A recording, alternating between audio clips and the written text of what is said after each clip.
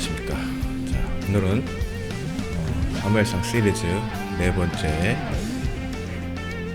두 번째 주제로 오늘은 하나님의 인정을 받는 사람의 모습 주제로 여러분들과 함께 하겠습니다. 자, 오늘 본문은 사무엘상 11장 12절에서 15절까지의 말씀을 가지고 여러분들과 함께 하겠습니다. 함께 보겠습니다. 백성이 사무엘에게 이르되 사울이 어찌하여 우리를 다스리겠느냐? 한 자가 누구냐? 그들을 끌어내소서 우리가 죽이겠나이다.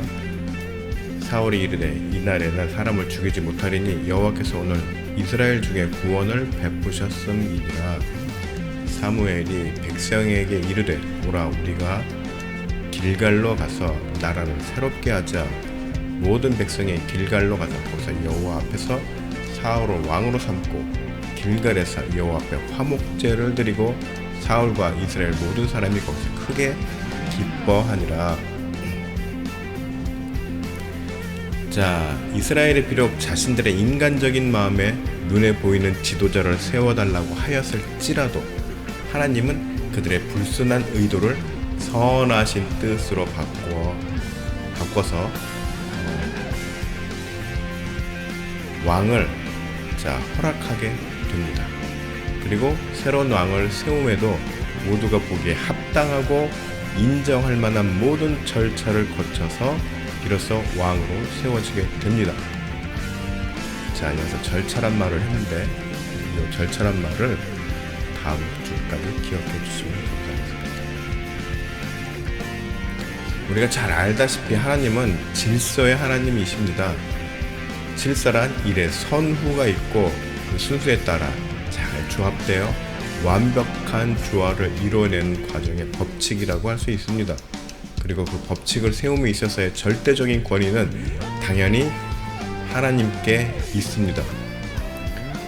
제가 계속 강조하면서 말씀을 드리지만 사울은 애초부터 버리는 카드로 하나님께서 세우신 것이 아니었습니다. 지난주에도 말씀드렸다시피 패전 처리용 투수가 아니란 말입니다. 사울을 부르실 때 그가 이스라엘의 지도자로서 강력하게 이끌어갈 리더로서의 자질을 보시고 세우셨습니다. 10장에서 사울은 전체 이스라엘 백성 앞에서 공식적으로 왕으로 지목을 받고 11장 전반부에서 암몬과의 전쟁을 아주 탁월한 지도력을 발휘해서 승리로 이끌었습니다. 그래서 지도자로서의 능력을 입증도 하였습니다. 하나님께서 강압적으로 사울을 세우신 것이 아니라 사울 스스로도 능력을 보임으로써 이스라엘 백성에게 강력한 지지를 받게 된 것입니다. 자, 12절 백성이 사무엘에게 이르되 사울이 어찌하여 우리를 다스리겠느냐? 한 자가 누구니까 그들을 끌어내소서 우리가 죽이겠나이다. 자, 그럼에도 이스라엘 백성 중에는 사울을 반대하는 사람들이 있었습니다. 미약한 베냐민 지파의 농사꾼 출신의 사울을 시기하는 무리가 있었던 것입니다. 그렇지만 이미 사울의 인기는 아주 대단하였고 그에 대한 지지는 절대 다수였습니다. 이쯤에서 기시감이 느껴지지 않으시는지요? 바로 다윗이 이스라엘 백성들 사이에서 주요 인물로 부상하는 과정과 상당히 닮아 있습니다. 오히려 따지면 사울이 원조인 셈인 거죠. 13절 보면은 사울이 이르되 이 날에는 사람을 죽이지 못하리니 여호와께서 오늘 이스라엘 중에 구원을 베푸셨음이니라. 또 사울에게는 겸손함과 넓은 아량까지 갖추고 있었습니다. 암몬과의 전쟁 승리에 대해 모든 영광을 하나님께 돌리고 하나님의 권위를 높이는 모습을 통해서 사울은 하나님께 인정을 받으며 백성들에게도 신망을 얻고 또 정치적, 도덕적인 입지도 든든하게 세우게 됩니다. 14절 볼까요? 사무엘이 백성에게 이르되 오라 우리가 길갈로 가서 나라를 새롭게 하자. 자, 이제 사무엘을 통해 이스라엘이라는 국가가 신정체제에서 왕정체제로 바뀌었음을 선포하였고, 선지자 사무엘의 대리체제에서 사울왕의 친정체제로 국가 시스템이 바뀌었음을 선포하고 있는 것입니다. 따라서 앞으로는 왕인 사울이 어떤 지도력을 펼치느냐에 따라 이스라엘 미래의 운명이 달라질 수 있는 역사가 진행될 수 있게 된 것입니다. 그리고 백성들은 왕의 공과에 따른 결과를 오롯이 받아들이게 되는 것입니다. 왕이 정치를 잘하면 백성이 평안할 것이고, 왕이 정치를 잘 못하고 사악하면은 백성들도 괴롭게 되는 것이죠. 그러한 책임을 온전히 백성들도 감당을 해야 되는 것입니다. 자, 정리해보면 그만큼 사울왕의 책임감이 아주 무거워진 것이 됩니다. 그야말로 왕관의 무게를 견뎌야 하는 위치에 서게 된 것입니다. 많은 세상의 정치가들이 권력을 쟁취하기 위해 인생을 걸고 심지어 목숨까지도 겁니다. 그러나 그렇게 해서 얻은 권력으로 세상을 온전히 다스렸던 사람은 많지 않습니다. 그 이유가 무엇일까요? 네, 권력에는 역사를 책임져야 하는 막중한 책임감이 따르기 때문입니다. 그러나 불행히도 세상에는 권력의 책임감은 도외시하면서 힘만 누리려는 지도자들이 많기 때문에 살기가 힘들어지고 불행한 일들이 생겨나는 것입니다. 그리고 또 이러한 일은 지금 현재 진행형이기도 하죠. 또 그렇게 권력에 대한 책임을 온전히 감당하지 못한 지도자들은 그 마지막 역시 아름답지 않았음을 우리는 역사를 통해 확인할 수 있습니다. 자, 15절 모든 백성이 길갈로 가서 거기서 여호와 앞에 사울을 왕으로 삼고 길갈에서 여호와 앞에 화목제를 드리고 사울과 이스라엘 모든 사람이 거기서 크게 기뻐하니라. 사울은 주전 1050년, 그러니까 그의 나이 한 40세쯤에 왕위에 오르게 됩니다. 그리고 성지인 길갈에서 대관식을 치르게 됩니다. 그야말로 왕의 무게를 온전히 느끼게 되는 것입니다. 자, 사울이 왕으로 등극하기까지 일련의 과정들을 보면은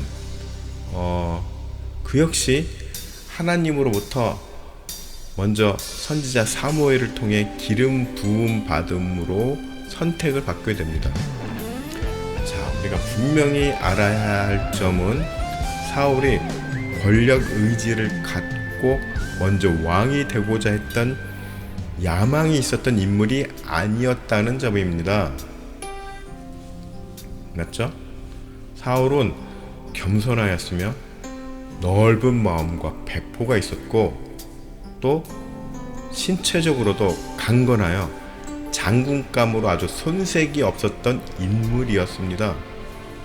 또 지략도 뛰어나서 전쟁을 아주 전략적으로 승리를 이끄는 지도력도 아주 탁월한 사람이었습니다. 우리가 결과를 먼저 생각하면서 사울의 부정적인 이미지를 갖고 있는데, 이것을 걷어내면은 하나님께서 항상 찾으시는 인물의 조건이었음을 알게 됩니다. 그렇지 않나요? 자, 주님은 오늘을 사는 우리들을 부르시고 계십니다. 예수 그리스도께서 먼저 보이셨던 삶의 모습으로 살아갈 것을 우리들에게 계속 요구하고 계시는 것입니다. 이 세상은 우리들의 삶의 모습이 완성되는 곳이 아닙니다.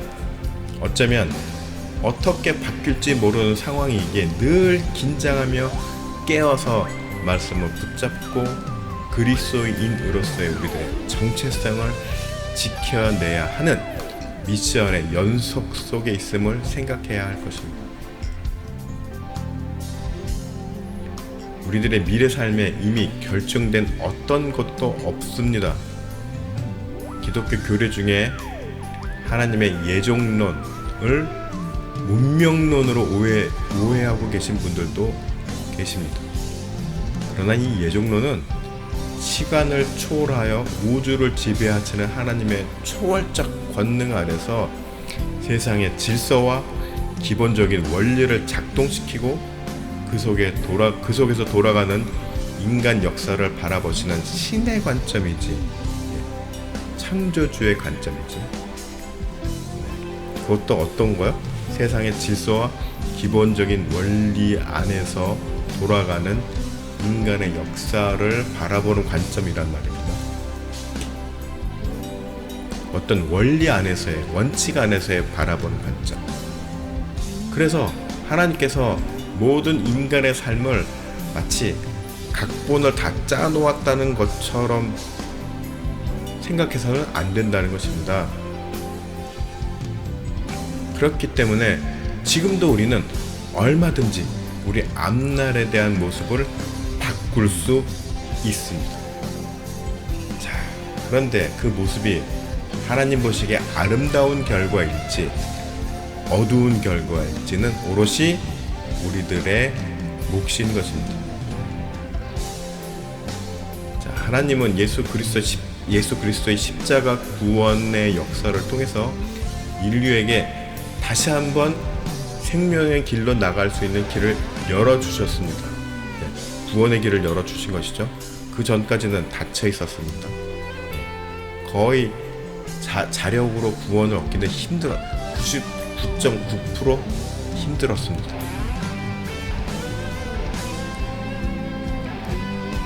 그래서 이렇게 구원의 길을 열어주신 것뿐이지 우리가 교회만 다닌다고 해서 또 종교 생활을 한다고 해서 구원을 보장받은 것이 아니란 말입니다.